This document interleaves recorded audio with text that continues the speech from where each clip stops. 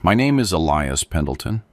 I am 74 years old, a retired radio DJ, and I live here in Augusta, Georgia. What I am about to tell you today is a secret that my wife, Cora, kept for 52 years of marriage. It was a secret so painful that she chose to live in the dark her entire life rather than show me the truth. When I finally discovered it, I understood that true love goes much deeper than what the eyes can see. We spent 52 years together. We raised 3 children, saw 4 grandchildren born, and built an entire life side by side. But in all that time, my Cora never, not even once, let me see her without clothes on. It was always in the dark, always with the bathroom door locked, and always with her nightgown buttoned up to her chin. I thought it was just shyness, her way of being a modest, reserved woman, and I respected that. Of course I did. After all, love is built on respect, isn't it? But the truth was something else entirely. It was a truth so sad and so heavy that she carried it alone since she was a little girl. When I finally found out, my heart didn't break out of anger or disappointment. It broke because I finally understood the sheer magnitude of the suffering that woman carried on her own, thinking that if I knew, I would stop loving her. This story will touch your heart. It will make you think about what really matters in love, about the pain people hide, and the secrets we carry out of fear of being rejected. By the end, you will understand that the deepest marks are not always the ones you see in the mirror. If you have ever truly loved someone, or if you have ever been afraid of being rejected for something you cannot change, please give this video a like to brighten this old man's heart. Subscribe to the Grandparents Diaries channel so you don't miss the next stories I have to share. And tell me in the comments where you are watching from and what time it is there. Have you ever kept a secret because you were afraid of losing the person you love? I love knowing which city you are in and what part of the day you are spending with me. It all started when I was still a young man working at a local radio station here in Augusta. I was a DJ, playing classic soul and rhythm and blues, reading live dedications on the air. Those things we used to do back in the day. It was a different time. Life was simpler. People met at the town squares, at church socials, or community fairs. It was at one of those church dances that I first met my Cora.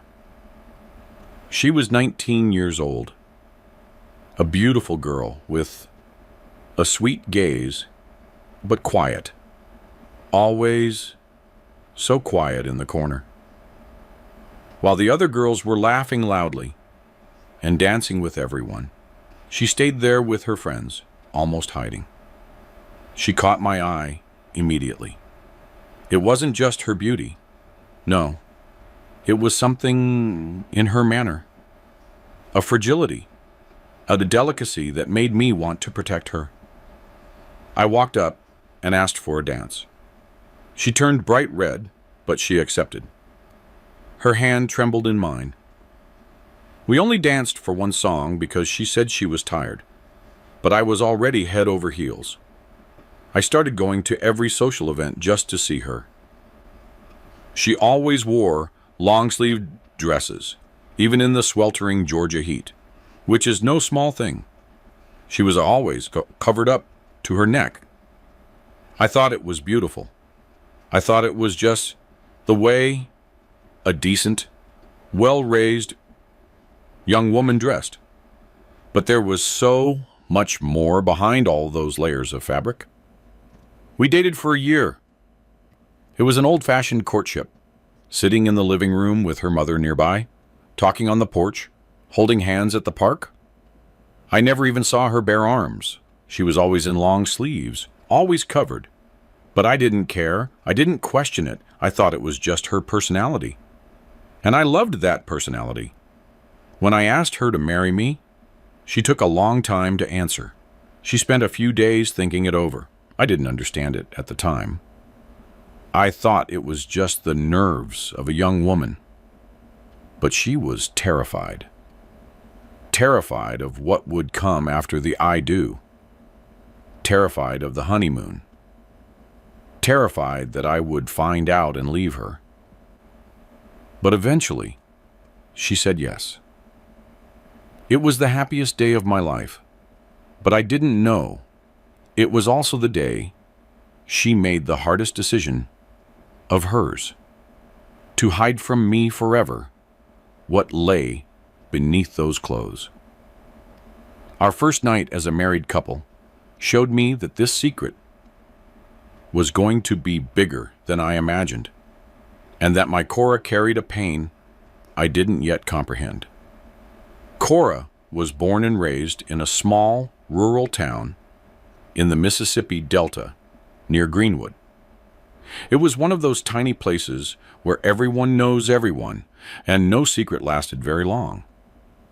But hers lasted because it was the kind of secret people hide with shame, fear, and agony.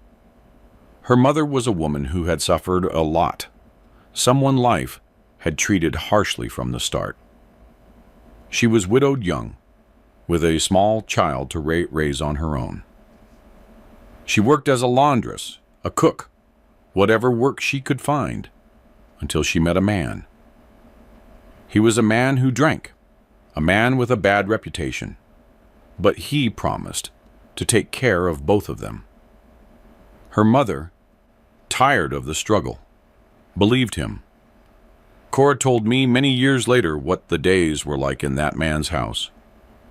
Days of silence, of walking on eggshells, of not making a sound, so as not to wake him up when he was hungover. Days of watching her mother take hits when the food wasn't exactly how he wanted it. Days of being afraid, constant, paralyzing fear. She was just a little girl, a tiny thing with long hair and big eyes, who loved playing with dolls in the yard. But she couldn't play too loudly. She couldn't laugh too much. She couldn't really be a child because her stepfather didn't like noise, didn't like children, and didn't like anything that wasn't bourbon and silence. Her mother tried to protect her as best she could. She would hide the girl when he came home drunk, or send her to a neighbor's house when she saw things were about to get ugly. But she couldn't be everywhere, and there was one day when she couldn't protect her. One day, that changed my Cora's life forever. Cora was 7 years old when it happened. It was the middle of the week. Her mother had gone down to the river to wash clothes and left the girl at home doing her schoolwork. The stepfather came home early, already agitated, already looking for trouble. She didn't even see him come in. She was focused on writing in her notebook at the kitchen table. He barked an order at her to make him some food. A 7-year-old girl. She told him she didn't know how, that her mother hadn't taught her yet. He slammed his fist on the table and screamed that she was useless and lazy. Terrified, she tried. She grabbed some grits and tried to light the gas stove the way she had seen her mother do it. Her little hands were shaking with fear. She managed to make the grits. She couldn't do anything else, but she made the grits. She put them on a plate and brought them to the table. Her hands were shaking so hard the plate almost slipped, but she managed to set it down. She breathed a sigh of relief. She thought it was okay, that he would just eat, and that would be it. But the grits had no salt. He took one bite and spat it out. He stood up, grabbed the plate, and hurled it across the room. The ceramic shattered into pieces. He looked at her with that look she knew, the look that came before the beatings her mother received. She knew this time it was for her. She begged for forgiveness. She said she would do it again, that she would add salt, that it would be perfect. But he wasn't listening. He was just pure, blind rage. He grabbed her by the arm and squeezed hard. She cried and begged him to let her go. He told her he was going to teach her a lesson she would never forget. He went to the stove. A pot of water for coffee was sitting there, boiling and steaming. He grabbed the pot. Cora saw what he was about to do and tried to run, but he was stronger and faster. He grabbed her, spun her around, and poured the boiling water down her back. The pain was so intense she couldn't even scream properly. It was a scream that died in her throat, turning into a whimper, and then into blackness. She collapsed on the floor. He dropped the empty pot and walked out of the house, as if nothing had happened. He left her there, her back raw and her skin literally melting away. Her mother came home and found the scene, the broken plate, the empty pot, and her daughter unconscious in a pool of blood and burned skin. She screamed for help. The neighbors came running. They wrapped the girl in a sheet and rushed her to the town hospital. The doctors did what they could, but the burns were severe. 3rd degree, they said. It would leave a mark forever. Cora spent 3 months in the hospital.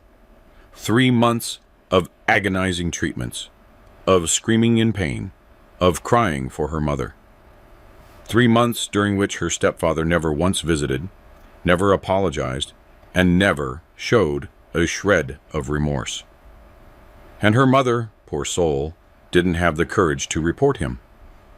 She was afraid of him, afraid of being alone again, afraid of not being able to support her daughter. So she pretended it was an accident, and everyone else pretended to believe her. When Cora left the hospital, her back was covered in scars. Ugly, purple, deep scars. Marks that screamed of violence, telling a story no one wanted to hear. And at 7 years old, she already knew that this was going to change everything. She would never be like the other children. She was marked different. A monster, as her stepfather called her, before he finally left for good, after her mother found the strength to kick him out. She grew up hiding, always in long sleeves, even in the heat. She never went to the swimming pool with her friends. She never took her shirt off in gym class. The other kids thought it was weird. They teased her, called her strange and bitter. And when someone once caught a glimpse of the scars in the school locker room, the word they used was exactly that, monster. Cora grew up believing it. She believed she was a monster, that no one would ever want to marry her, and that she would die alone until she met me. And then the fear grew even larger, because she loved me from the very start. But she was certain that if I found out, I would leave, just like everyone else would. So she made a choice that she carried for 52 years. She would never show me.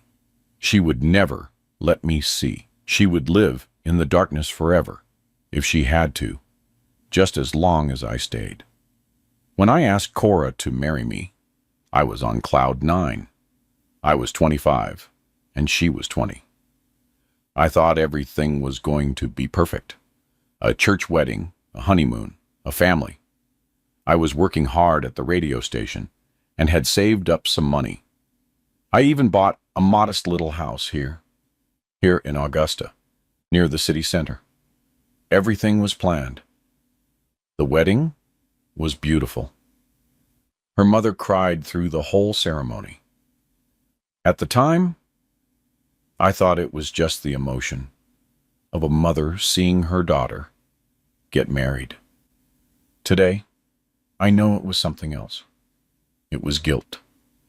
Guilt for not protecting her daughter. Guilt for letting that man into their lives.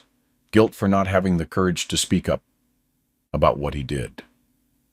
Her mother carried that guilt until the day she died. After the ceremony, we went on our honeymoon to a nice little inn in Savannah. I was anxious, happy, and deeply in love. It was going to be the first time for both of us. I had respected her through our whole courtship. I didn't push. I waited for marriage, just like my father taught me. And now, it was time. The moment to know my wife completely. To have that intimacy that only a husband and wife share. But when we entered the room, Cora started to tremble. I thought it was just the nerves of a young woman, the fear of the first time. I moved slowly. I was gentle. I said sweet things to her. But when I went to hug her from behind, she pulled away quickly.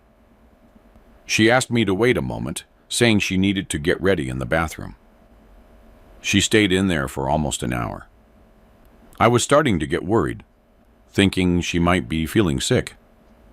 When she finally came out, she was wearing a nightgown that went down to her ankles and was closed up to her neck. And the lights were off.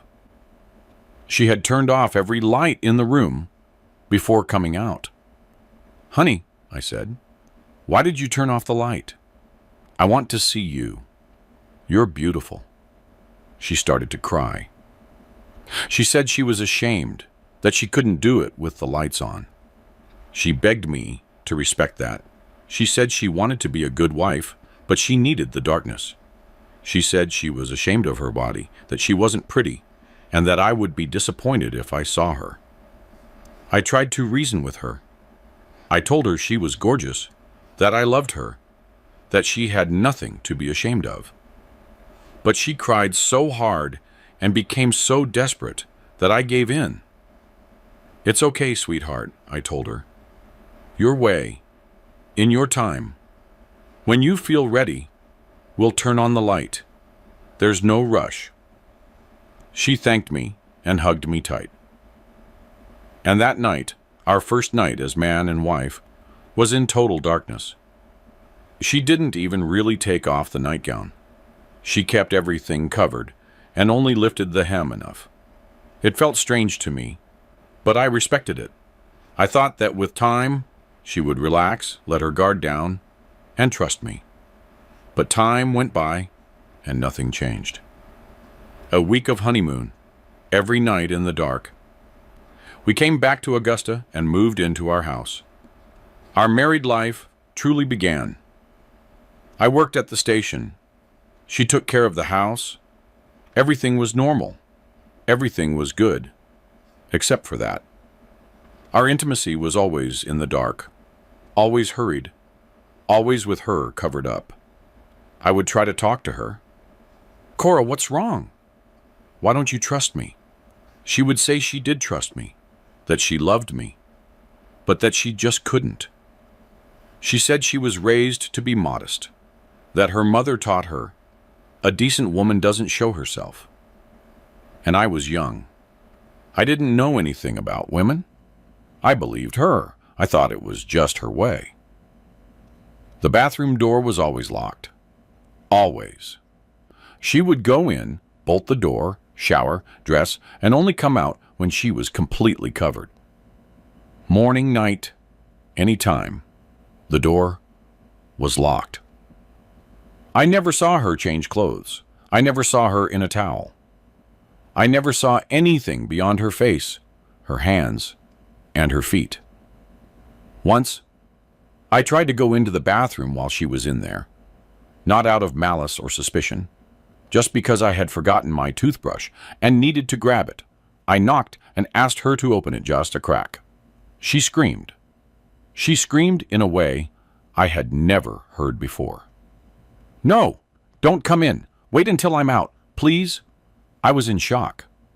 I had never seen her so desperate. I apologized and told her it was fine. When she came out, she was pale and shaking.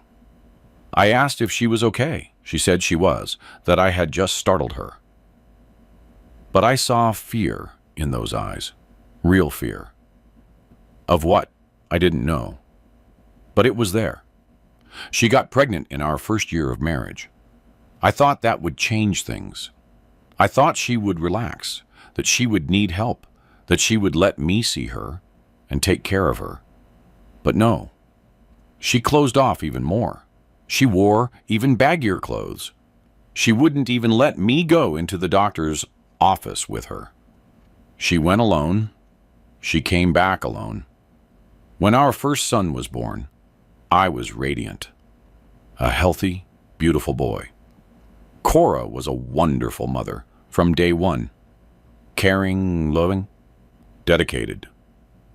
But even when breastfeeding, she would cover herself with a blanket or lock herself in the room. It seemed extreme to me, but I didn't say anything. I respected it. 2 more children followed, 3 in total. The house was full, noisy, and happy. I loved my family. I loved my wife, and I loved the life we built. But there was always that mystery, that locked door, those turned-off lights, that body I never saw. The years went by, 5 years to 10 years, 20 years of marriage. I eventually stopped trying. I had accepted that this was just who she was. Love didn't need the lights on. It didn't need the body on display. What mattered was what we felt, not what we saw. But sometimes, in the middle of the night, I would wake up and look at her sleeping, covered up to her chin, even in the heat. And I would wonder, what is this secret? What is this shame? What is she hiding from me with so much fear? Deep down, a part of me felt it was something bigger than shyness, something more painful than modesty. But I never could have imagined, it was a 7-year-old girl being burned alive. I never imagined that she literally carried on her skin the mark of a trauma so violent she preferred 52 years of darkness over showing me. Life went on, and we grew old together. The boys grew up, became men, got married, and gave me grandkids. The little house I bought when I was young became too small, so we bought a bigger one with a yard for the grandkids to play in. I retired from the radio after so many years behind the microphone. Cora remained the impeccable homemaker she always was. Everything seemed perfect, but that secret was still there between us, like a shadow that would never leave. Over time, I tried in different ways. I didn't force her. I didn't insist. But every now and then, I'd drop a compliment or a suggestion. Honey, you look beautiful today. How about we leave the light on just a little bit? She would smile, but shake her head. No need, my dear. It's fine this way. We're old now anyway. What difference does it make? And I would let it go. Because truly, what difference did it make? I loved that woman. I loved her as she was, with her quirks and her fears. If she didn't want to show me her body, that was her business. What mattered was that she was with me, that she cared for the family, and that she loved me. Or at least that's what I tried to tell myself. But there were days it hurt. It hurt to see her hide from me as if I were a stranger. It hurt to go into the bathroom after her and feel the steam from the shower, imagining her in there alone, washing a body I never saw. It hurt to lie down beside her every night and know there was a part of her I would never know. It was as if she didn't fully trust me, as if she was keeping a piece of herself just for her. Once, when we had been married many years and the kids were grown, I tried to have a serious talk about it. We were sitting on the porch on one of those beautiful Georgia evenings with the sun setting and the birds singing. I took her hand and said, "Well, Cora, we need to talk about this. About you not letting me see you. It's not normal, honey. Couples who love each other don't hide things." She immediately grew tense. She pulled her hand away and crossed her arms. Elias, we've talked about this 1,000 times. It's just how I am. Can't you accept me for who I am? I told her I did accept her. Of course I did. But that I couldn't understand why, after all these years and 3 children, and an entire life together, she was still ashamed of me. She started to cry. It's not shame of you, it's shame of myself, of my body. I had 3 kids, Elias. My body isn't the same. I have stretch marks. I'm sagging. It's everything bad you can imagine. I don't want you to see me like this. I want you to remember me the way I was when we first met. I tried to argue. I told her that a woman's body, after having children, is beautiful, that I didn't care about stretch marks or sagging or any of that. I just wanted her, however she was. But she wouldn't listen. She got up, went into the house, and was cold toward me for 2 days. I learned not to bring it up again. The grandkids started coming. 4 of them in total. The house was full on weekends with that beautiful noise of children running and playing and asking Grandma for cookies. Cora was a doting grandmother, the kind who does everything the grandkids ask. She made cornbread, cobblers, and those sugar cookies they loved so much. Her kitchen always smelled of good things, of love turned into food. But even with the grandkids around, her routine didn't change. Bathroom door locked, clothes changed in the bedroom, with the door shut. Never, under any circumstances, was she seen without being fully dressed. The grandkids sometimes found it strange. Grandma, why don't you get in the pool with us? She'd give excuses. Grandma's tired, sweetheart. Grandma doesn't like the water. I'll stay here and make snacks for you all. Once, our youngest daughter-in-law mentioned to me, Pops, don't you think Miss Cora is overdoing it? In this heat, she's wearing long sleeves. She's going to get heat stroke. I gave a hollow laugh and said it was just her habit, that she had always been that way. But inside, I knew she was right. It wasn't normal. It never was. The excuses changed over time. At first, it was the shyness of a young girl. Then it was a mother's body. And now it was an old woman's body. Elias, I'm old. I'm wrinkled and ugly. You don't want to see that. Believe me. And I always fell for it. I always believed her. Always respected it. Until something different started to happen. Cora began to forget things. At first, it was small things. She'd forget where she put her keys. She'd forget if she turned off the stove. She'd forget the name of the youngest grandson. We laughed it off. We thought it was just age. We all forget things when we get older. But it got worse. She'd forget appointments, forget conversations we had just the day before. Once, she made dinner twice, in the same day, because she forgot she had already cooked. The boys started to worry. Dad, Mama isn't right and we need to take her to the doctor.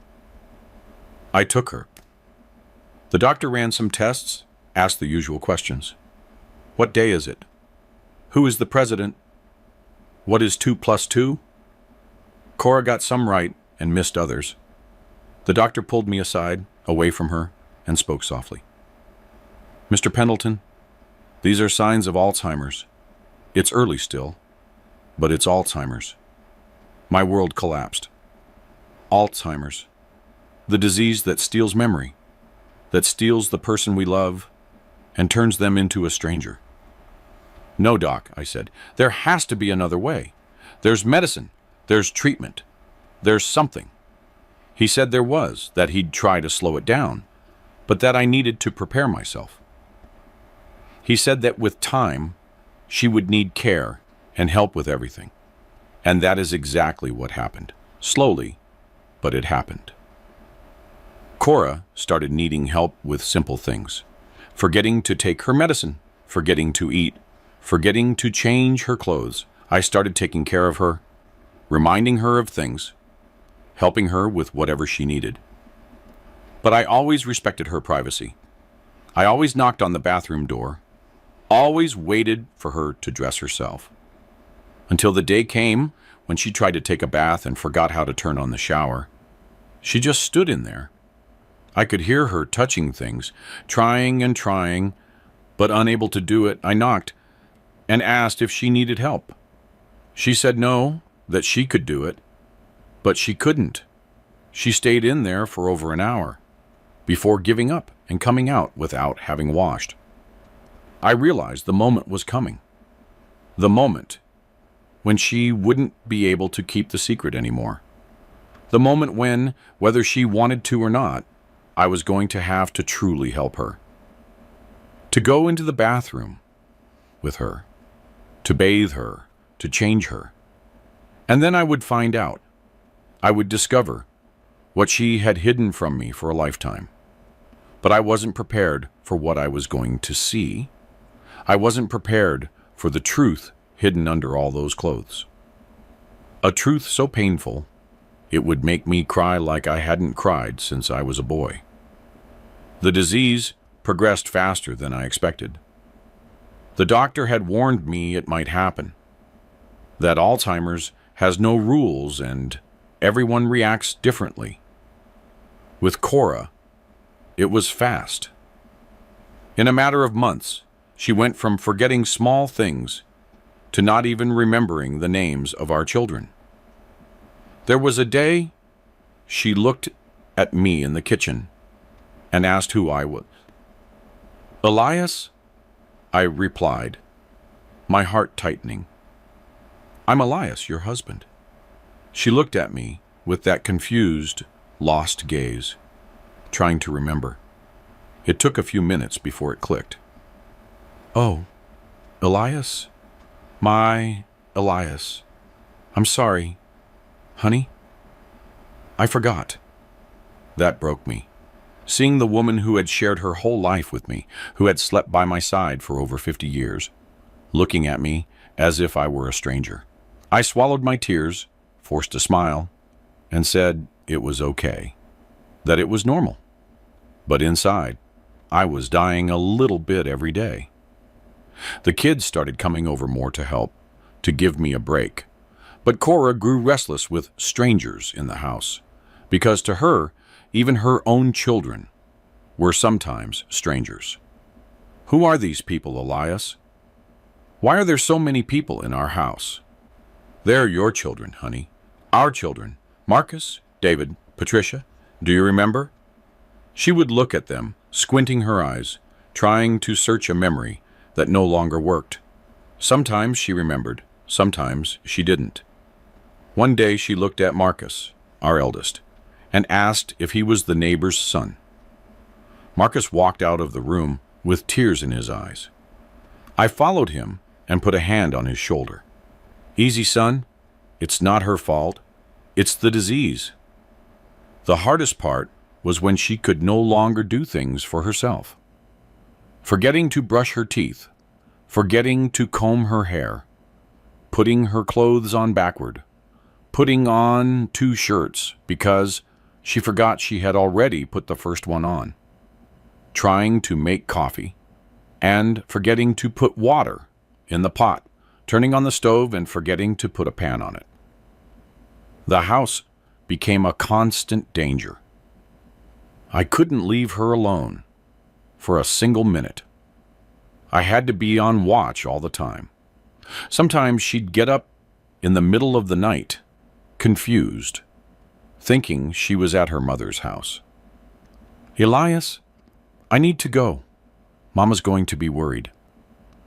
I'd gently stop her and lead her back to bed. "Your mama's been gone a long time, honey. You live here with me now."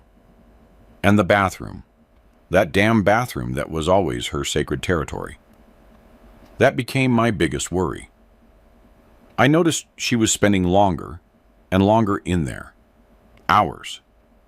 Sometimes I'd knock, worried she had fallen or hurt herself. Cora, are you okay? Yes, she'd answer. But her voice was shaky and confused. Just a little longer.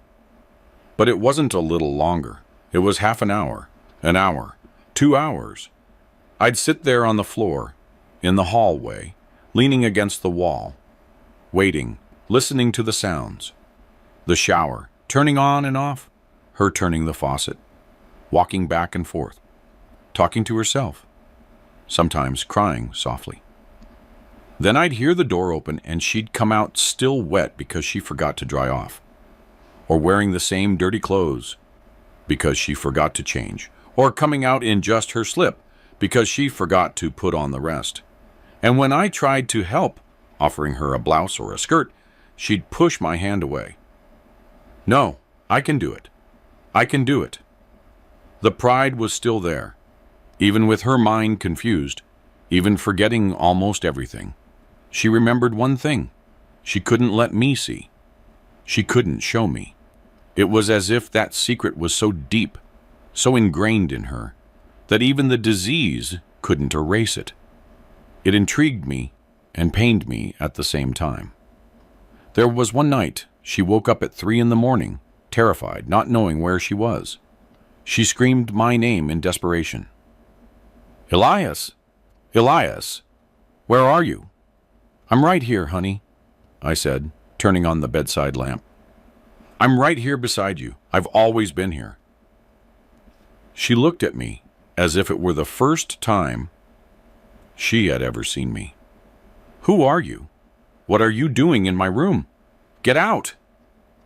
It hurt. It hurt so much to see the woman I had loved for decades, looking at me with fear as if I were an intruder. But I took a deep breath. I took her hand gently. I spoke softly. I'm your husband, Cora. I'm Elias. We've been married for many years. You're at home? Are you sure? Everything is fine. I would never hurt you. She calmed down little by little. The confusion passed. Her memory returned slightly. Oh, Elias, I'm sorry. I don't know what came over me. I didn't recognize you. She went back to sleep, but she spent the rest of the night restless, tossing and turning, mumbling things I couldn't understand. I stayed awake, watching her, wondering how much more time I had before she forgot me forever. The kids suggested hiring someone to help, a caregiver or a nurse, someone to be with her during the day so I could rest, because I couldn't take it anymore. I had lost 20 pounds. I had deep bags under my eyes. I was exhausted. But Cora refused. I don't want strangers in my house, she said in one of her lucid moments. You take care of me, Elias. Only you. Promise me. Only you. And I promised her. Because after an entire life together, I wasn't going to abandon her now when she needed me most. So I took care of her. I gave her the medicine on time because she forgot. I made her food because she forgot to eat. I helped her walk through the house when she was confused, when she thought she was in another place, in another time. I held her when she had nightmares. I cleaned up when she didn't make it to the bathroom in time, but the bathroom itself remained forbidden. Every time I offered help, she rejected it. No, I bathe myself. I've always bathed myself, and I always will. She'd lock the door and stay in there, and I'd stay outside, listening to the sounds, worried, praying she wouldn't fall or hurt herself, praying she'd come out in one piece. Until the small accidents started. She slipped in the shower but managed to grab the curtain. She hit her elbow on the sink, and it turned purple. She cut her finger trying to open a shampoo bottle. She scraped her knee, falling while trying to get out of the tub. Every time I saw a new bruise, I'd ask, "What happened?" She'd give excuses. It was nothing. I just got distracted. It's fine. But it wasn't fine.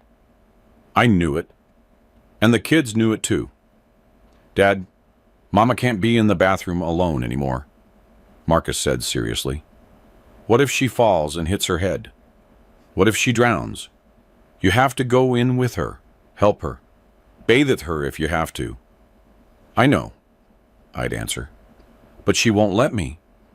She won't accept it, for any reason. I talked to Cora on one of the days when she was most lucid, most present. I sat with her on the bed and took her hand. Honey, you have to let me help you. In the bathroom when it's time to bathe, you could fall. You could get hurt badly. I'm your husband. I'm the one who looks after you. There's nothing wrong with it. She looked at me with eyes full of tears and said the phrase I will never forget. If you see me, you'll hate me. You'll be disgusted by me. You'll regret ever marrying me. How could you say that, Cora? Why would I hate you? You're my wife. I love you. I've loved you for over 50 years. She shook her head, crying. You don't understand, Elias. There are things that can't be explained. There are things that are better if you don't know. Please, respect this. It's the last thing I ask of you. Don't force me into this. And once again, I respected it, as I always had. But for the first time in all those years, part of me felt anger. Anger at not understanding. Anger at being shut out. Anger at having to care for someone who didn't trust me enough to show me the truth, to let me truly, help.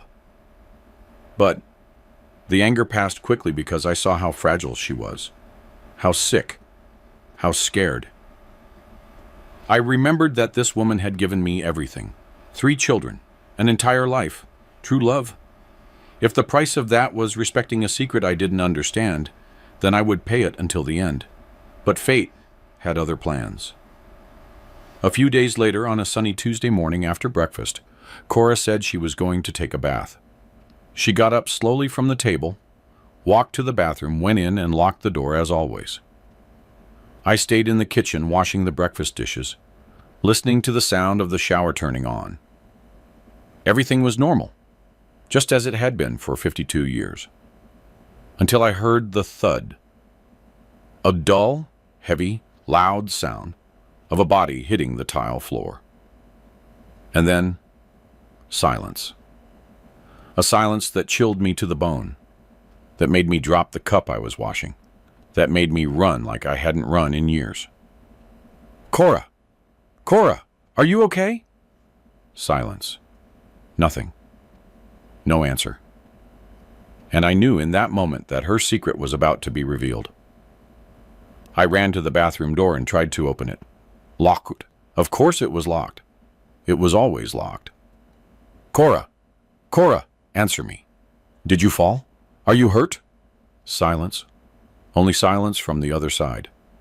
My heart was racing. She could be unconscious. She could be bleeding.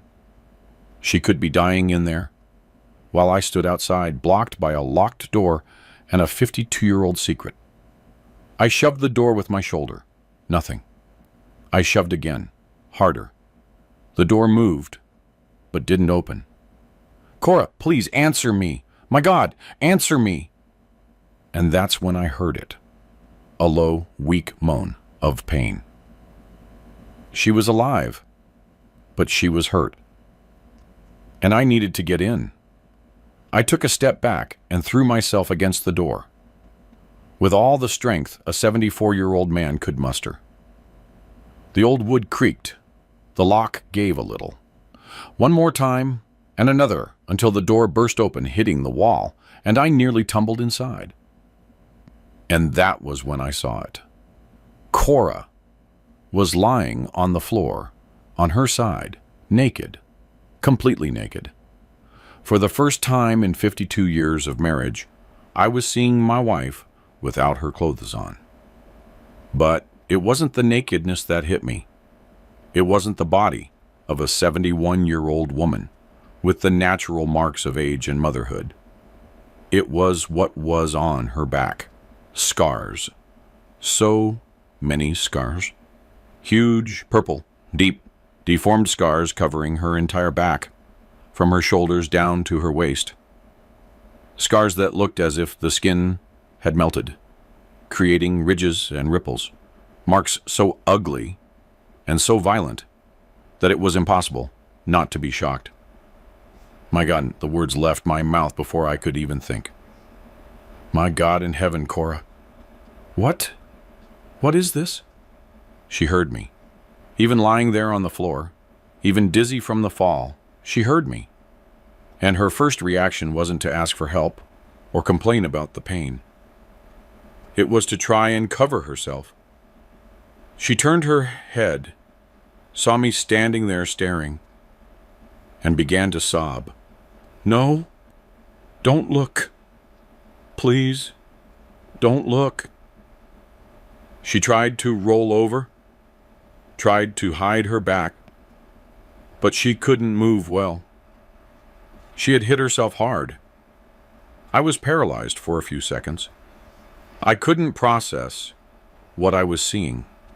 Those marks, those horrible scars. My Cora, my wife, carrying that on her back her whole life, hiding it from me for 52 years. Why? What had happened to her? But it wasn't the time for questions. She was on the floor, hurt, trembling, and crying. I needed to help. I needed to snap out of the shock and help my wife. I took a deep breath, swallowed my surprise, and knelt beside her. Easy, honey, easy. I'm going to help you. I'm going to pick you up. No, she cried out, trying to push me away. Don't touch me. Go away. I didn't want you to see. I didn't want... Forgive me, Elias. And she cried. She cried so hard her whole body shook. She was crying from shame, from pain, from desperation. She was crying like someone who has kept a secret too heavy for too long. I gently took her arm. Cora, stop. You fell. You're hurt. I need to get you up. I'm going to grab a towel. I'll cover you, but you have to let me help. She kept crying, but she stopped resisting. She let her body go limp. She surrendered. I grabbed a large, soft towel hanging nearby and draped it over her carefully, covering her back, covering her whole body. There, you're covered. Now I'm going to lift you up slowly. Tell me if it hurts. I put my arm under her and lifted her carefully. She moaned in pain, but managed to stand, leaning on me. I led her to the bedroom slowly, step by step. She could barely walk. She was dizzy and weak. I laid her on the bed on her stomach, because if I laid her on her back, it would hurt on those marks. I covered her with the sheet. I'm going to get some ice for where you hit yourself. I'll be right back. I went to the kitchen and grabbed some ice, wrapped it in a cloth, but my hands were shaking. My head was spinning. Those scars, those horrible marks. What had happened? Burns. They were burns. I knew how to recognize them. But burns of that size, of that severity, that wasn't a household accident. That was violence. Someone had done that to her on purpose. I went back to the room. Cora was lying there, still, her face buried in the pillow, sobbing softly. I placed the ice carefully on the side of her hip where she had hit the floor. She whimpered but didn't complain. We stayed there in silence for a few minutes, me sitting on the edge of the bed, her lying down, the weight of a 52-year secret filling the entire room, until I couldn't take it anymore. Cora, I need to know what happened to you. Those scars, where did they come from? She didn't answer. She kept her face in the pillow, silent. Honey, I insisted, I'm your husband. We've been together for over 50 years. Please, tell me. She turned her face toward me. She looked at me with eyes red and swollen from crying. "You're going to hate me," she whispered. "When you know you're going to hate me, you're going to be disgusted by me." "I will never hate you," I replied. "Never. No matter what happened. I love you, and I've always loved you. That isn't going to change." She closed her eyes, took a deep breath, and began to speak. "I was 7 years old, Elias. Only 7. I lived with my ma and my stepfather in a little town near Greenwood. My real father had died when I was very small. My mama met this man and moved in with him. He drank. He drank every day. And when he drank, he became violent. He'd hit my mama, break things in the house, scream and curse. I was so afraid of him, so afraid. I would walk on eggshells, try not to make a sound, try not to draw attention to myself. But it didn't matter. He'd always find a reason to hit or scream." She paused, her voice trembling. "There was one day," she stopped, "one day when my mama had gone to the river to wash clothes. She left me at home doing my schoolwork. He came home drunk earlier than usual. He ordered me to make him food. I was 7 years old.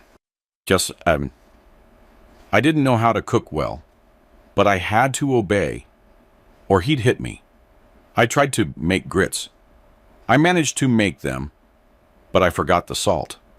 He took a bite, spat it out, threw the plate on the floor, and it shattered. He went into a rage. He said I was useless, that I was good for nothing, and that he was going to teach me how to do things right." She stopped talking. She was shaking, reliving all of it. I took her hand. "Go on, honey. You can talk. I'm right here." "He grabbed me by the arm," she continued, her voice nearly disappearing. "He dragged me to the stove. There was a pot there with boiling water for his coffee. He grabbed the pot. I saw what he was going to do. I tried to scream. I tried to run, but he was too strong. He spun me around and poured the water over me. Tears were streaming down her face. I felt the skin melt, Elias. I felt the flesh burning. The pain was so great I couldn't even scream. I just blacked out.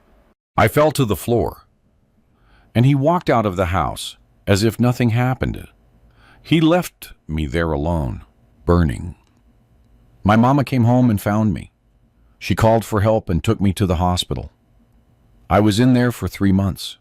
3 months of treatments, of pain, of screaming every time they changed the bandages. The doctors said the burns were severe and would leave an ugly scar. And they did. You saw them. My God, Cora. I was crying now, too. My God, how horrible. You were a child. A little child. When I left the hospital, she continued, my mama finally found the courage to kick him out. But the damage was done. It wasn't just the scar on my body. It was the scar on my soul. I grew up thinking I was a monster, that I was ugly, that no one would ever want me. At school, the kids teased me. When they saw my back in the locker room, they called me monster, burned girl, freak. I stopped going to the pool. I stopped doing gym. I wore long sleeves even in the heat. I hid. I always hid. When I became a young woman, she said, wiping her tears, I thought I would never get married. Who would want a woman with a ruined body, with a horrible scar on her back? I was damaged, marked forever by a man who hated me. Then I met you, and you were so handsome, so kind. You treated me like I was special, and I fell in love. But I was afraid, Elias, so afraid. Afraid that if you found out, you'd leave me. You'd say I was ugly, that I was a monster, just like the kids used to say. So I decided never to show you, never to let you see. To live my whole life in the dark if I had to, because at least that way, you would love me without knowing. And if one day you found out, well, at least I had lived. I had been loved. I had been happy for a time. But I lived with fear every single day, she confessed.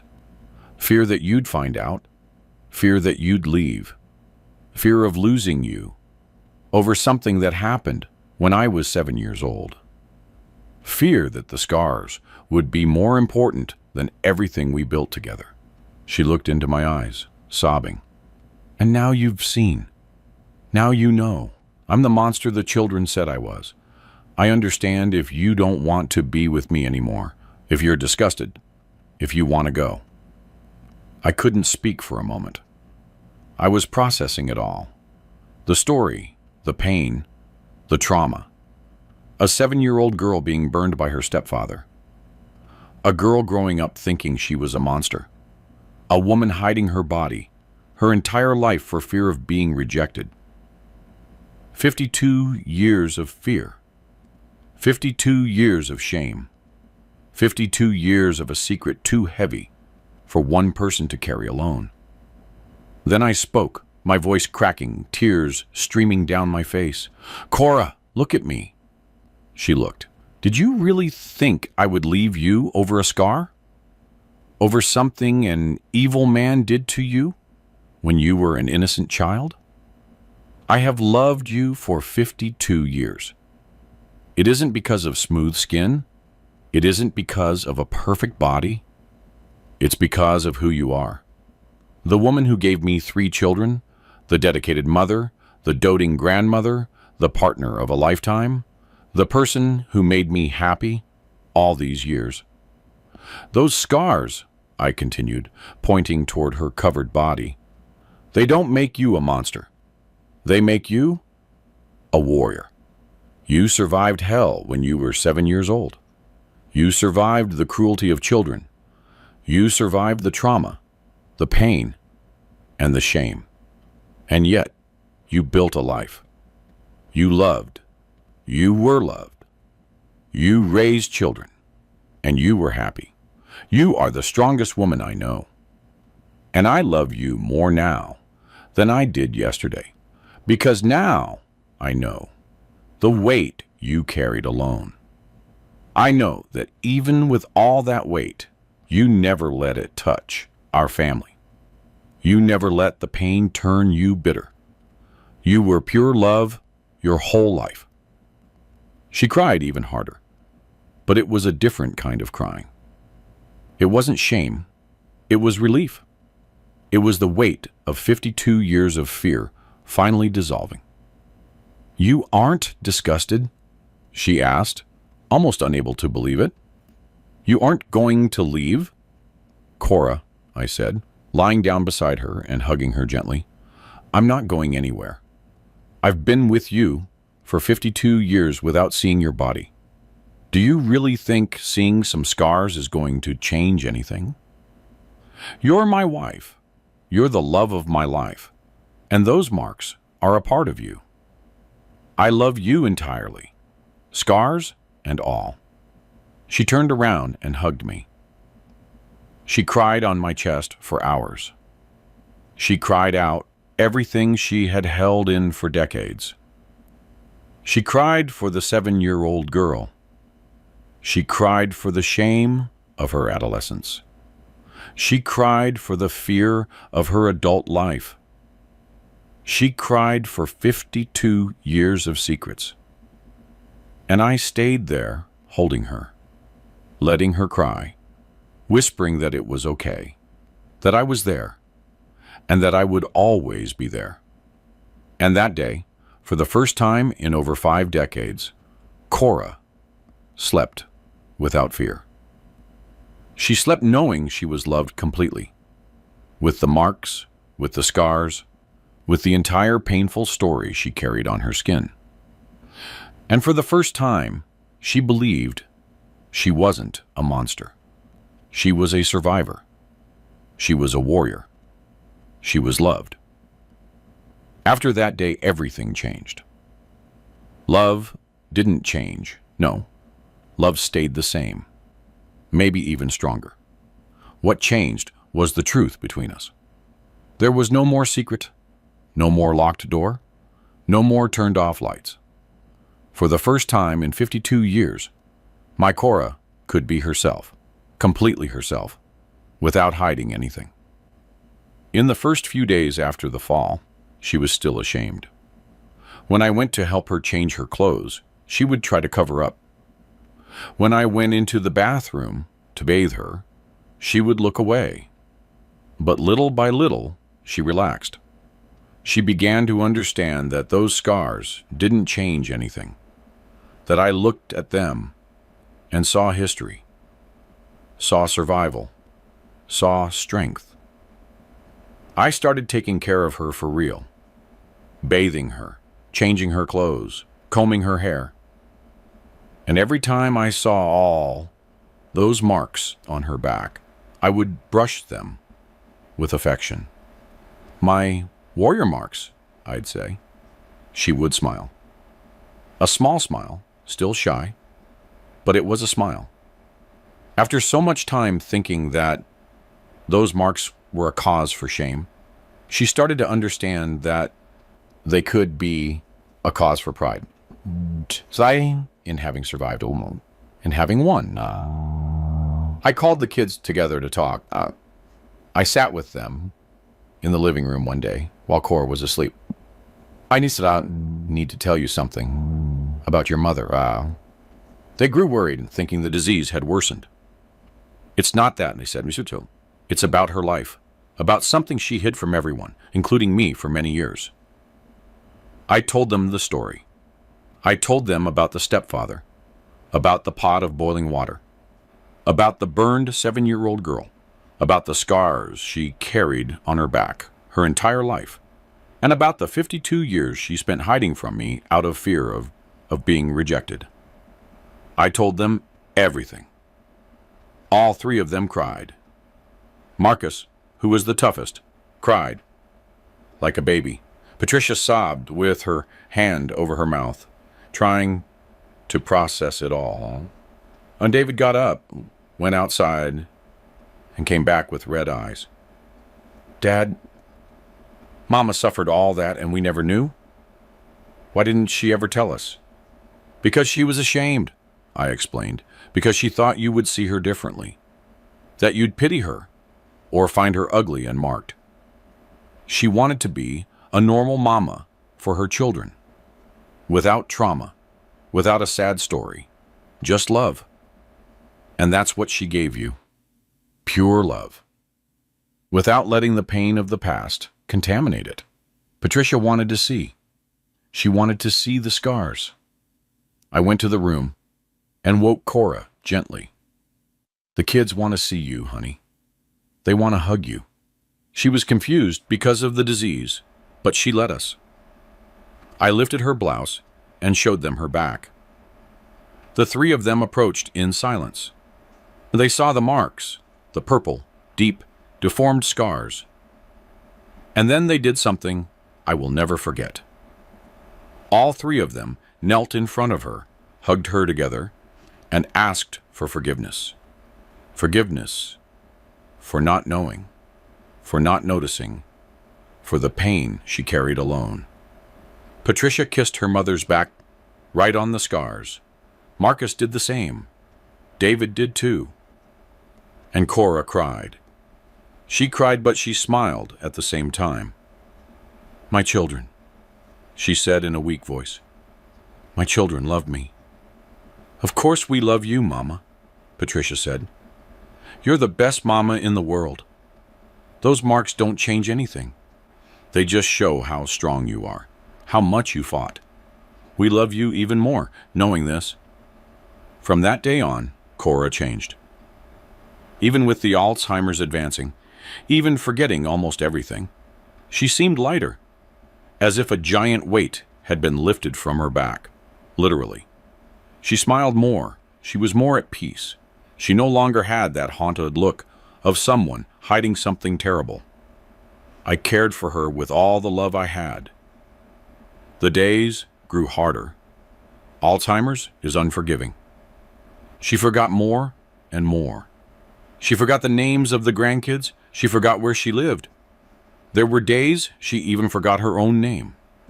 But one thing she never forgot, that I loved her. Even on the most confused days, when she looked at me without recognition and asked who I was, it was enough for me to say, "I'm Elias, honey, your husband." And she would smile. "Oh, my Elias, you love me, don't you?" "I love you," I'd answer. "I've always loved you. I will always love you."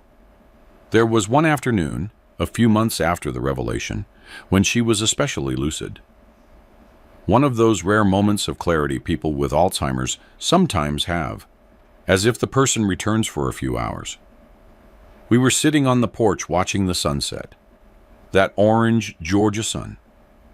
She looked at me and said, "Elias, thank you.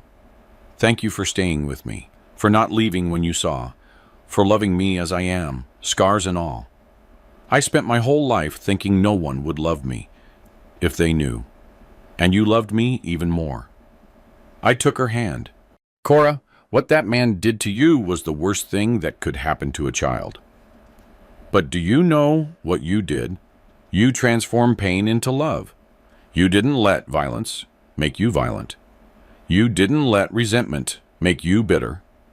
You raised a beautiful family, full of love and affection. You won. That man didn't win. You did." She cried, but it was a cry of peace. The cry of someone who finally believes they deserve to be loved. "He called me a monster," she said. "I believed him my whole life. But you call me a warrior. I'm going to die believing you." "Don't talk about dying," I pleaded, squeezing her hand. "We still have plenty of time." She smiled and shook her head. "Elias, we don't know how much time we have. The disease is taking me. I know it. I feel it. There are days I don't even remember who I am. But I know you love me. And that's what matters." The months passed. The disease advanced rapidly. Cora became bedridden. She stopped speaking clearly and stopped eating on her own. I took care of her every day. I fed her. I changed her. I turned her so she wouldn't get bed sores. And every day without fail, I kissed her back, right on the scars. "My warrior marks," I'd say, even though I knew she might not understand anymore. But there was one day she did understand. She was very weak, barely opening her eyes. I had just bathed her and put lotion on her back, and I kissed the scars, as I always did. She whispered, her voice almost gone. "Thank you for loving me, Elias. Thank you for not giving up on me." "I will never give up on you," I said, holding her hand. "You are the love of my life." She squeezed my hand ever so slightly, smiled, and closed her eyes. She passed away a few days later, on a quiet morning, in her sleep, without pain. The kids were there, the grandkids too, all around the bed, holding her hand and telling her they loved her. And I was by her side, whispering in her ear, "You're not a monster, honey. You never were. You're my warrior, my hero, and I love you forever." When her heart stopped, when I saw she was gone, I didn't fall apart. I didn't fall into despair, because I knew she had gone in peace. She had gone knowing she was loved, holy, with the scars and everything. She had gone believing she was a warrior, not a monster, and for me, that was everything. The funeral was beautiful. Many people came, friends, neighbors, folks from the church, all speaking well of her. What a good woman she was. What a dedicated mother. What a loving grandmother.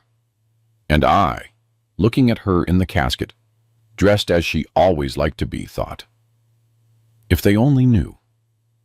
If they knew the strength this woman had, the pain she carried, the shame she overcame. They wouldn't just praise her, they would kneel before her.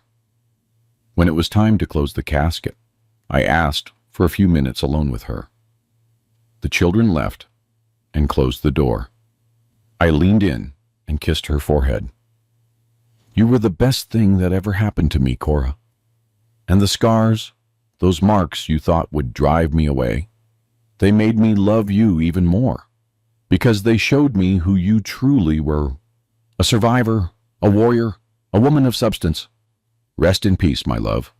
You deserve it. Today, when I look at her photos and remember our story, I don't think about the locked door. I don't think about the turned off lights. I don't think about the 52 years of secrets. I think about the 7-year-old girl who survived hell. I think about the woman who transformed pain into love. I think about the wife who gave me the most beautiful family in the world. And I think that I had the honor of loving a true warrior. 52 years of marriage, and my wife never let me see her without clothes. Always in the dark, always locked away. I thought it was shyness, the shame of a modest woman. I respected it my whole life, until one day she fell in the bathroom and I went in to help. And I saw, it wasn't an old woman's body she was hiding, it was scars. Burn scars. Her whole back marked from the day her stepfather poured boiling water on her when she was 7 years old. All because she dropped a plate. A 7-year-old girl burned alive by a man who was supposed to protect her. She thought that if I saw, I would leave. She spent 52 years thinking I loved a perfect body and not a soul. She spent 52 years hiding what made her feel like a monster. A word she heard her whole life from children, from classmates, from that cursed stepfather who marked her forever. Do you know what I felt when I saw? It wasn't disgust. It wasn't disappointment. It was love. A love greater than anything I had ever felt, because I understood the strength of that woman. She survived hell as a child. She grew up hiding the pain. She loved me without believing she deserved to be loved. She gave me 3 children thinking she was damaged. She lived 52 years afraid of losing me over something that wasn't her fault. She was my warrior.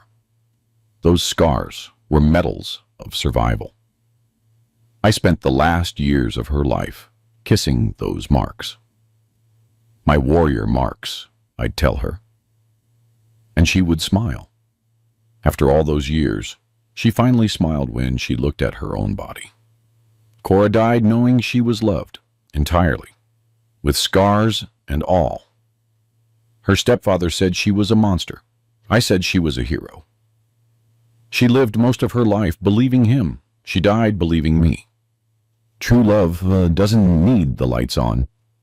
It doesn't need a perfect body. It doesn't need smooth skin. True love sees in the dark. And when it finally does see, it loves even more, because it realizes the marks a person carries are proof that they fought, they survived, and they won. I'm really glad you're here, and that I could share my story with you. If you liked it, show me by liking the video and subscribing to my channel. Let's see how many of us there are. Write in the comments which city you're watching from and what time it is.